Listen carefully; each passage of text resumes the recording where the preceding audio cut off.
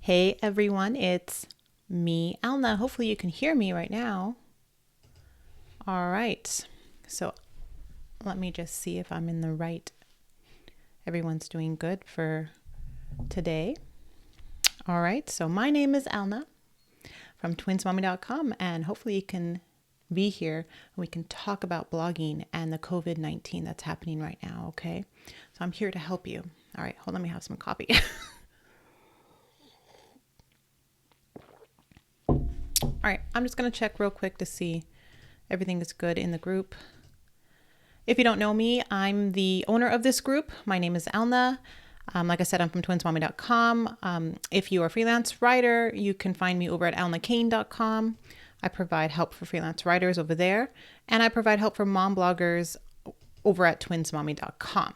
All right, so I am live. If you're here, say hi. I do want to talk about if you're a blogger during this time, what you can do with this thing that's going on in the world. I mean, this is something that's uncontrollable. It is never before seen, unprecedented. That's the word.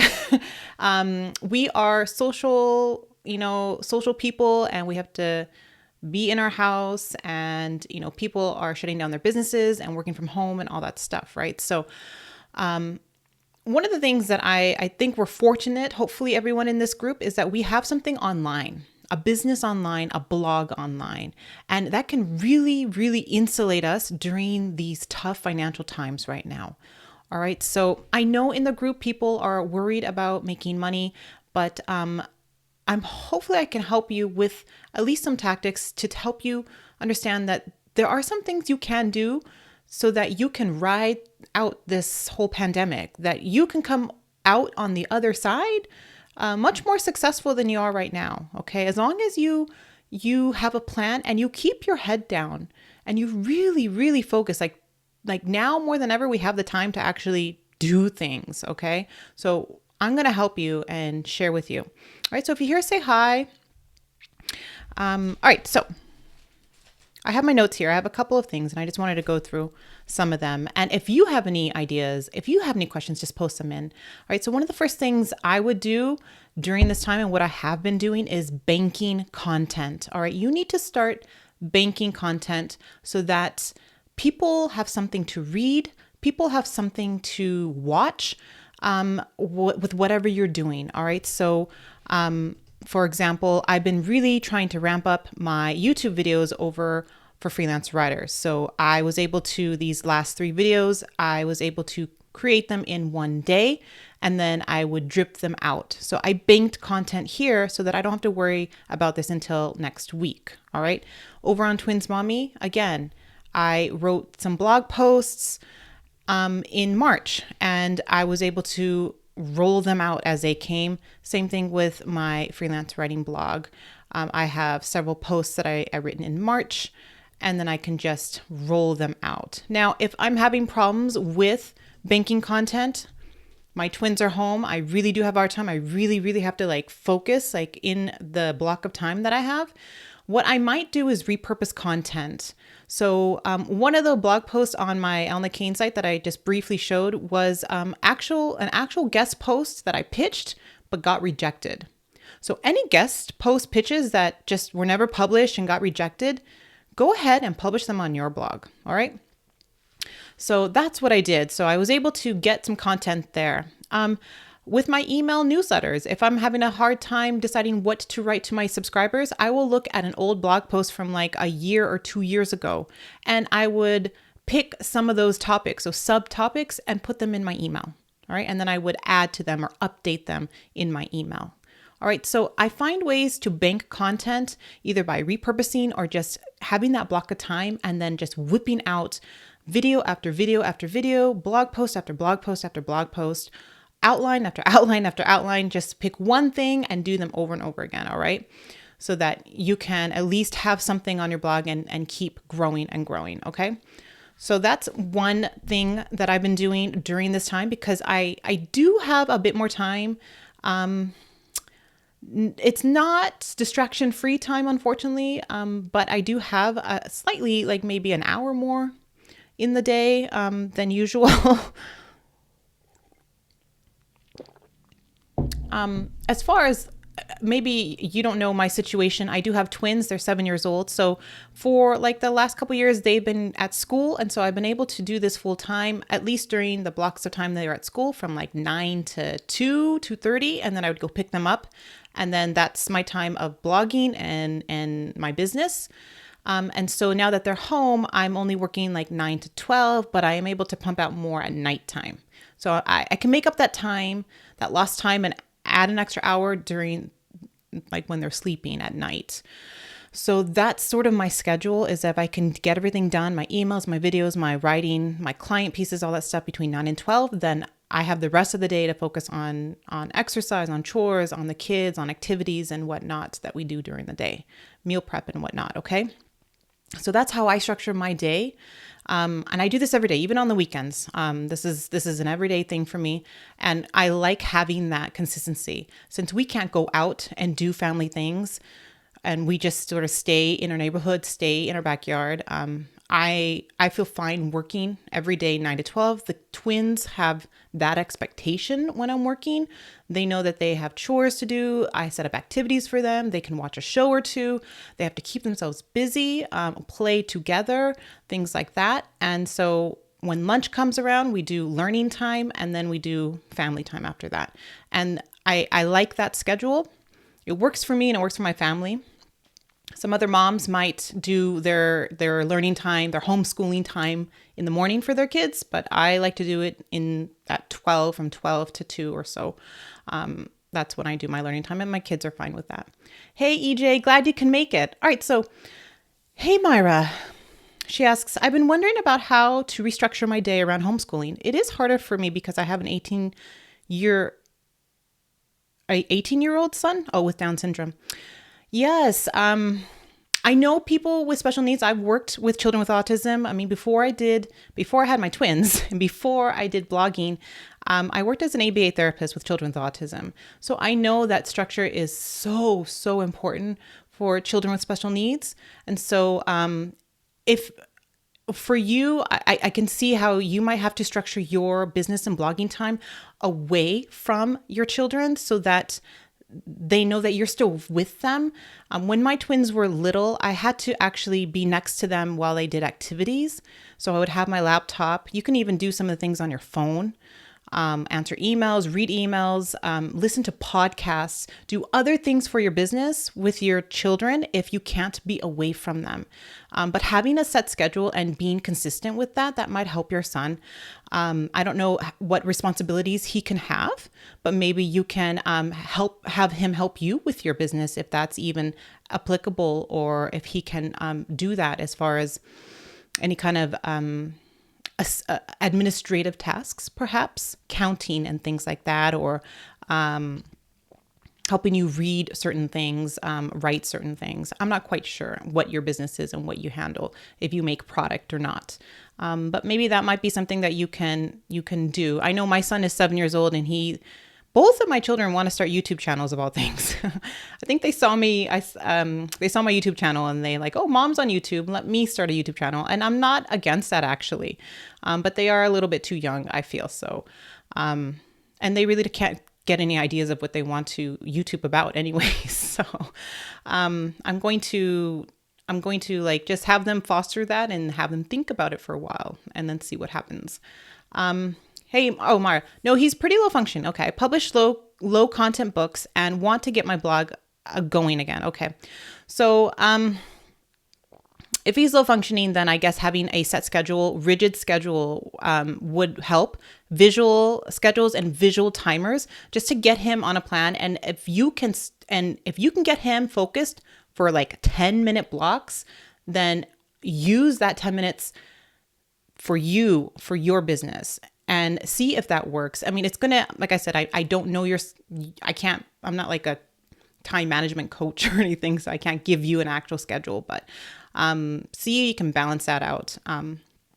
EJ, my kids are 2, 5, 6, and 9. Oh, you have a full house. Oh my gosh, is it noisy? I have twins and it's super noisy in my house right now. I try to schedule a learning time in the morning, yes, and then work on my blog during nap and evening. Yes, for some families, learning time for the kids in the morning is great, but for me, I need to work in the morning. My brain is mush by like 3 o'clock. So I cannot focus in the afternoon. My twins too are just crazy by the afternoon. They need to go outside. They need to burn energy. So I do the 12 to 2 for learning. And then we go out from 3 to 5. I cook dinner, bath, reading. I'm reading Harry Potter. So we like take a good hour reading and then bedtime. So like my day is structured that way and it works for me. Oh, hey, Kate. Hey, glad you can make it. All right. So, yes, allow it all the time. So banking content, find that pocket of time and tell yourself, I'm going to use this hour to write out 3 blog posts. I'm going to outline 3 blog post ideas. I'm going to get the first, let's say 200 words for each blog post. If you can work multitask. For me, I like to do 1 blog post at a time, but whatever works for you. And see if you can pump out some good pieces of content. It could be emails, it could be social media posts, it could be something to do to further your business along. So banking content. Oh, Kate, you wake up at 4 a.m. and work 4 hours. I can never, ever, ever, ever do that. I'm sorry. I can work at night and not in the morning, but kudos to you. And if anyone can do that, wake up before your kids. I tried that like one time and my kids ended up waking up at 5 o'clock in the morning. So I couldn't do that anymore. All right. So banking content. Okay. The next thing. Now this might only apply to certain bloggers that have products, or if you're thinking about making a product for your business. I want you to think about creating a low entry product. Okay. Those are usually typically called tripwires. All right. So I have tripwires on both of my blog businesses. I was just going to show them to you. The first one for Twins Mommy is this Pinterest Perfection Masterclass. Both of my tripwires are $19. Okay. They were, well, actually they're not. The tripwires are lower than that. If you go into my email, you get a discount for being on my list. It's, I think $9. So for $9, you can get this. And if you don't get it within that 15-minute block of reading that email, then it goes up to 19. So you can still buy it. But this is a low entry product. All right.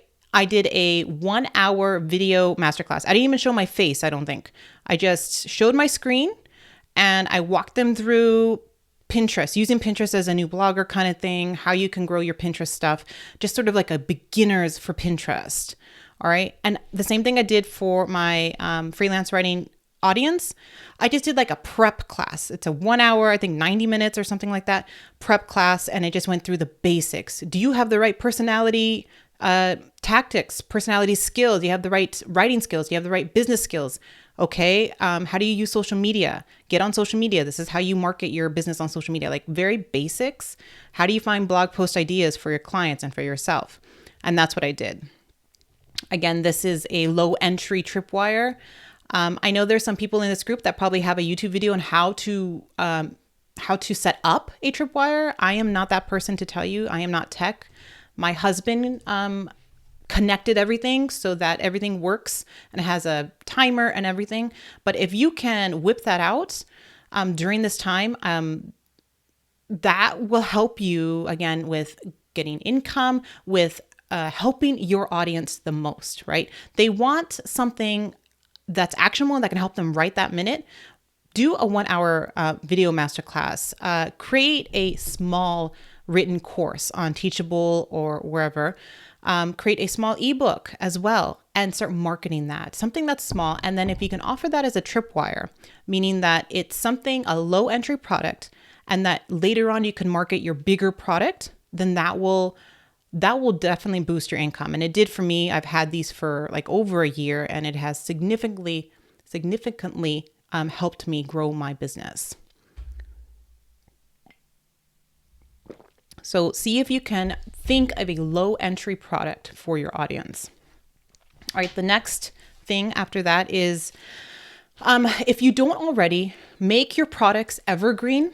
Okay. No more of this like gated content, launch, having 3 or 4 launches a year kind of thing. During this time, you want to make everything easy, easily accessible to your audience. Okay. So if you are thinking like, wow, I'm going to launch this product, if it's a new product, yes, go through that launch sequence.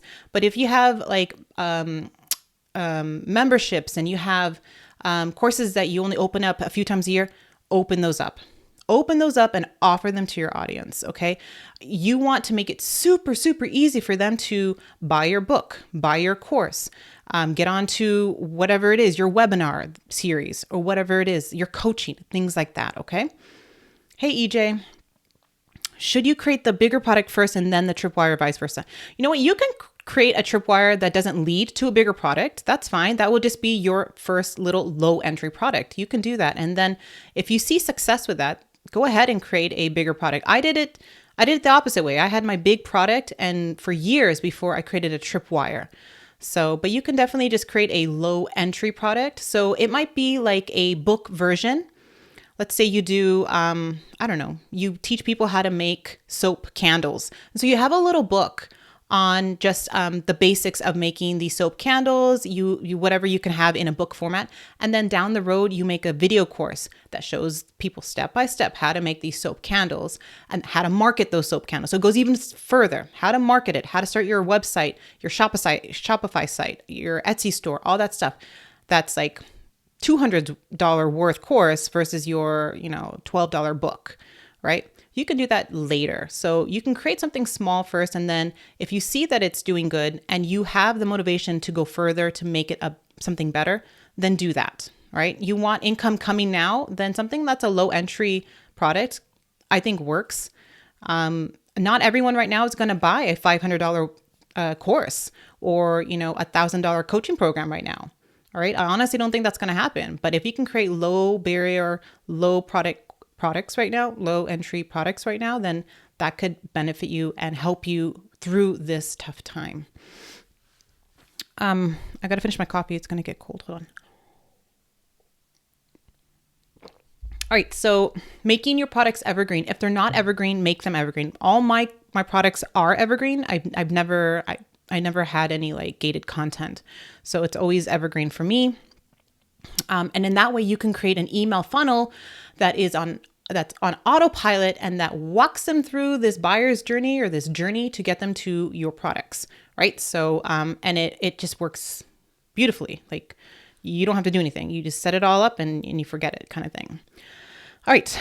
And then one thing some people may not agree with me, but I don't think this is the time to discount your price, your products. I really don't think so. I feel like you should stand firm with whatever you have. You can have a new product and have a early bird special. You can have an early bird discount, right? For anything new. But anything that you already have, I wouldn't go and just slash them. Now, I know I just got an email from Sarah Titus, who I think she's offering 50% off on her courses, which is fine. Moz and a lot of big brands are offering their courses for free, which again is fine. They can do that. They are multi-million-dollar companies. Even, Sarah makes millions of dollars. So they can do that. But for someone like me and like you guys, we're not there yet. We're not, a big business yet. So don't discount your products. You can bundle your products, and people can save money that way. If you have more than one product, bundle them. So your cart will be more money, but the person buying will save money because they're buying more and getting a value for what they're getting, kind of thing, right? So you sort of got to think that way. And also, I know a lot of people like Mariah Cause. I mean, she never discounts her stuff. I've never discounted my things, my products ever. So only on Black Friday. Like that's pretty much all I do. So consider that so that you can still provide value, right? Have a tripwire, have something cheaper. Maybe do a 3-hour Facebook class, like on Facebook, do a 3-hour masterclass. And that's the quick product, something that your audience needs right now, like needs to learn right now. Like if I wanted to, instead of, people going through my writing course, and I mean, it's a comprehensive 50, 60 lessons. I mean, that can take weeks. If I wanted to, I can just do like sort of a fast action 3-hour, like here's my masterclass. You can get in for $100. let's go through this. You'll be a freelance writer. You're going to have your first client at the end of this kind of thing. It's too much for me at this moment. I'm doing fine without, but that's something that you can consider doing. If you're in the middle of like launching this huge product and you just like, I don't think you're going to, it's too much right now at this time, then maybe scale it down. Another thing that you can do during this time is to finish any courses, any ideas that you're thinking about. This is the time to restructure, to start thinking about what you can do to make it easier for your audience to purchase, easier for them to buy. What can you do to help them right this moment kind of thing? Your focus might change. Yeah, Kate says her kids are crazy. I can't get much done. Yes. I'm surprised that I can't hear them right now. Like, I don't even know what they're doing. I think they're downstairs. So let's hope they stay downstairs. Okay. So yeah, finish any of those courses that you're trying to create now. Like, I know in the back of the mind, everyone has a product that they're thinking of. I have several, and I'm just like, I haven't like pushed myself to do it at this moment, but I mean, it's something that I should probably get cracking and start doing, right? So, take this time. You have the time to do it. The next thing that you can consider doing is focus on guest posting or even like using Haro. Help a Reporter Out is a place where you can become a source. So if you're a coach, if you are a finance expert, if you're whatever your title is, journalists pitch to bloggers and people and small business owners that they need experts. They need someone to contribute to their post. And so if you get featured on their post, you get a backlink. It's good for SEO. It's good for your credibility. It's good for brand building. And so the only reason why I'm a source on Haro and not a journalist is so that I can gain publicity and then I can gain those backlinks so that I can grow my brand, right? So that's the same with guest posting. It's the same thing. Haro is a bit easier for me because the pitches come to me. I don't have to actively seek out. So it's just easier for me at this moment. But if you want to spend the time of trying to find those sites to guest post, pitching to them, seeing if they accept, go through that process, but also go through Haro and become a source. All right. Hey, Yuvika says, nice ideas. Good. Any ideas on increasing traffic at this time? As more people are at home, I really want to increase my email list right now. Okay, I'm going to get back to you on that at the end. I want to finish my list. EJ says, I know we should usually stay within your niche, but is it okay to create products outside of your niche at this time? No, it's not okay. You need to find a way to marry or align your idea that you want with your niche, okay? The only way I would say okay to that is if you're actual like a service provider. So I recommend to my my freelance writers to use what's happening in the world right now and start pitching those ideas to neighboring niches.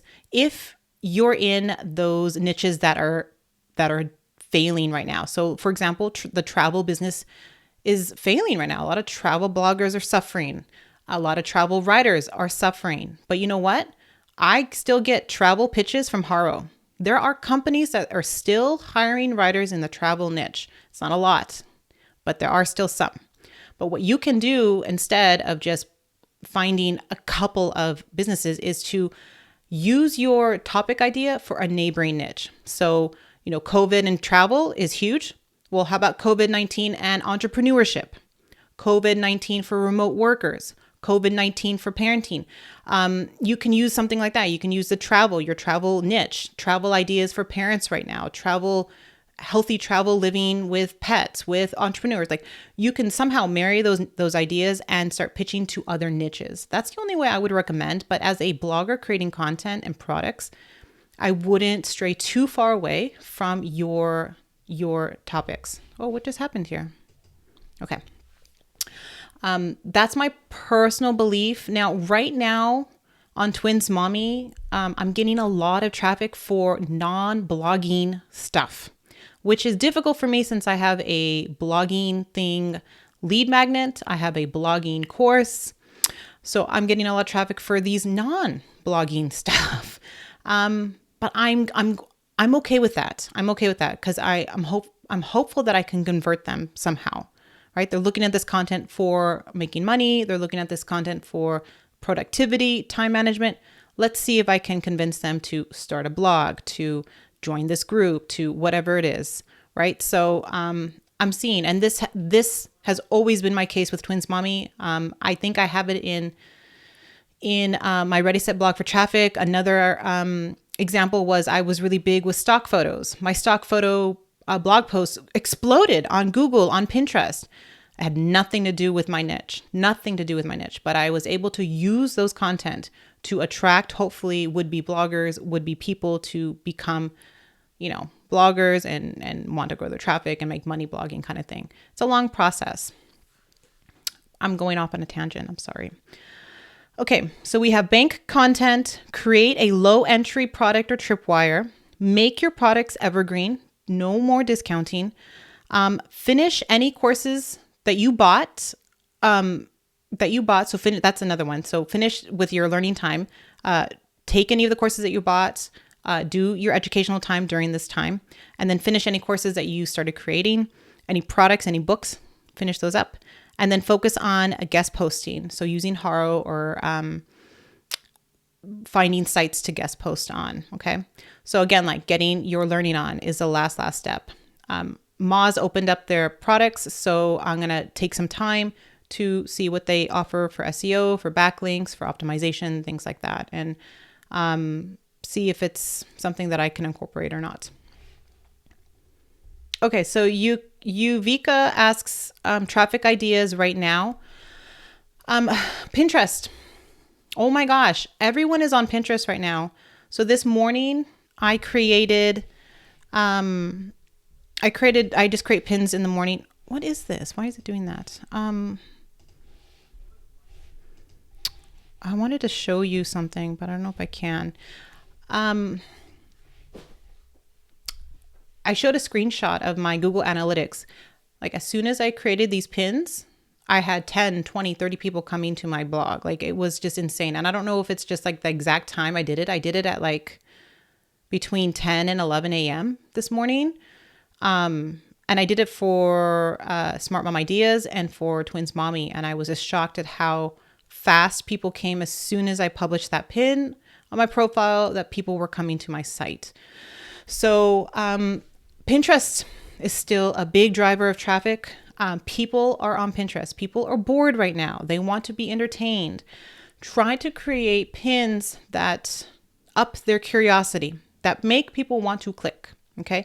You can use it for the positive way or for a negative way. You can not really clickbait, but you can get them interested on your opinion. If it's opinion based, and get people onto your site kind of thing. So Pinterest for me is working very, very well. Let me just go to Pinterest.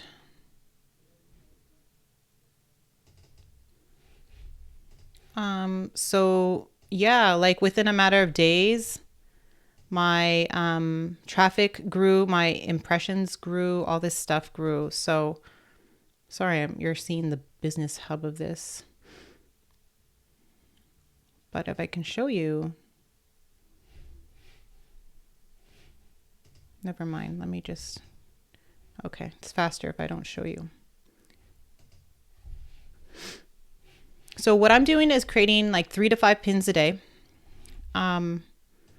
I play around with times. So sometimes in the morning, sometimes at 8 o'clock at night, to see what's going on.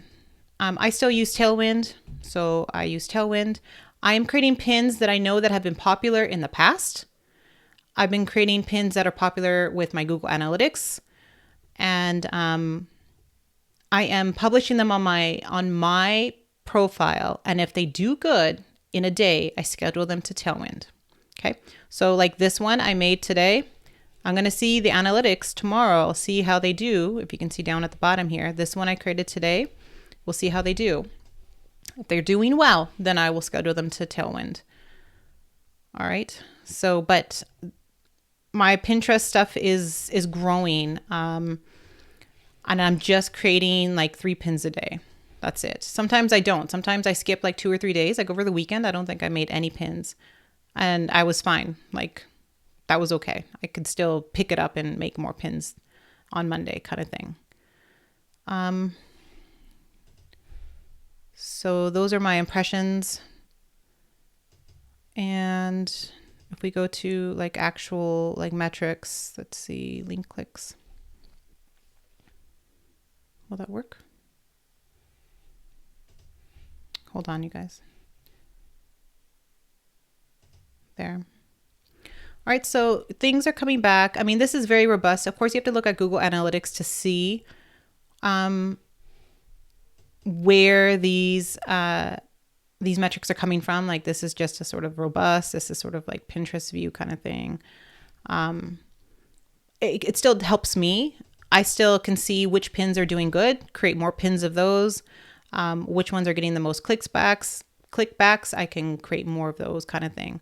All right, so that's what I'm doing with Pinterest right now and banking content. So I'm trying to publish more content. So use that to your advantage. You have the time. You don't have to create 3,000 word blog posts every time. Create a 1,000 word blog post one day, and the next day create 1,200 words, and then maybe once a week do a 3,000 word blog post if you want, and if your niche allows that. Don't make it hard for yourself. But the more content you create, the more pins you can create, the more you can promote on Pinterest. I still believe Pinterest is where it's at right now. People, like so many people, are just goofing off. They're on YouTube, they're on Pinterest, they're on TikTok, they're on Instagram, they're everywhere on social media right now. So use that to your advantage. Someone asked, do you share your Pinterest technique on your course? Yeah, on Ready Set Blog for Traffic, I do have my Pinterest process, and I have like 4 other Pinterest processes based on if you're a new blogger, based on if you're a new Pinterest user, based if you've been on Pinterest for years, and lots of different types of processes. So I go through all that. And it's all still pretty applicable right now. Good. EJ gets a lot of traffic from Pinterest. Yeah, it's still where it's at. That's just where it's at right now. I'm also doing a lot of SEO for my other blogs. So I'm creating like SEO content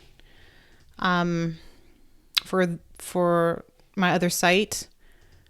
So we'll see how that goes. Like I recently created like this blog post here, which is like super like SEO, like typing jobs. So work from home typing jobs is, I think, the keyword, or typing jobs is a keyword here. This is like a 3,000 word blog post. So we'll see in a couple weeks, in a month from now, if this starts ranking. It might take longer than that. I have another one here, using freelance writer as a keyword, seeing if that will rank. Cover letter builders is another keyword. So, for some blogs, I'm focusing on SEO because that's where I shine.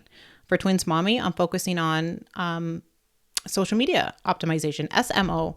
So I'm using that to gain my audience on Pinterest. All right, so go where you're at. And then YouTube. So I'm trying to grow my YouTube channel for both my platforms, mostly for freelance writing.